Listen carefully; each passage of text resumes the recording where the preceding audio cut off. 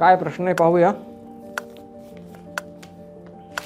Endometriosis ही hormonal समस्या आहे का, असा प्रश्न आहे. मी म्हणेन की एंडोमेट्रियोसिस ही समस्या हॉर्मोन्समुळे वाढू शकते, कमी होऊ शकते, पण ती स्वतः एक हॉर्मोनल समस्या आहे का तर नाही, असं माझं म्हणणं आहे.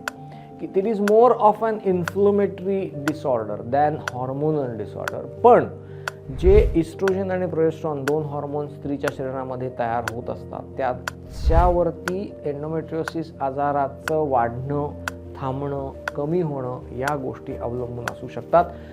इस्ट्रोजन नावाचा जो हॉर्मोन आहे that stimulates the growth of endometriotic implants, while progesterone हा जो हॉर्मोन आहे त्याच्याने ते आटोक्यात ठेवता येते. आणि म्हणून प्रोजेस्टेरॉनच्या गोळ्या किंवा progesterone is one of the treatment modalities for endometriosis.